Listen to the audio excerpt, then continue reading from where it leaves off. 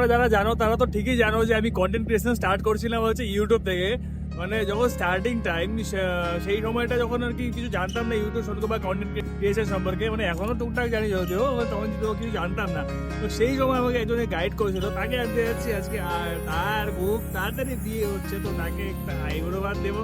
খুব একটা সিক্রেট আর special person আমার জন্য, চলো তাকে আনতে যাই।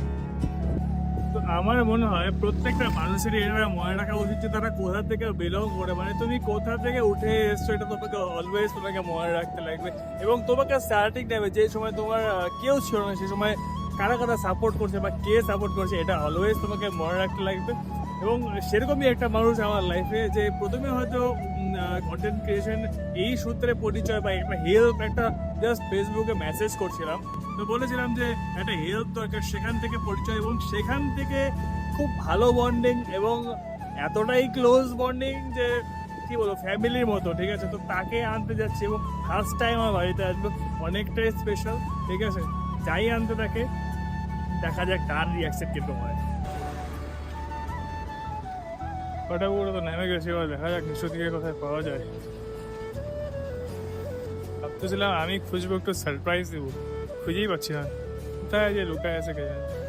দেখতে পাইছি, আমি দেখতে পাইছি,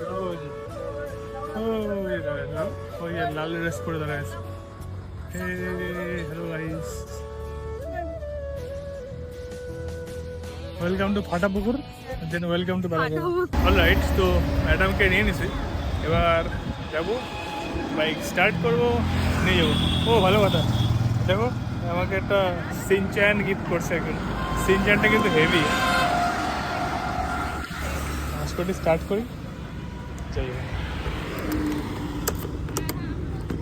ধূপগুড়ি না কোথায়, কাউকে ধূপগুড়ি গিয়ে দিয়ে আসতে বলছে। হ্যাঁ, টিফিন চলছে, সাথে কোনো কাজ। গাছ করা ঢুকেছিস? হ্যাঁ লাগে, কিন্তু আমি ওই পুকুর পার করাইতে পারবো না। এখনই ওজন কমা, ঠিক আছে?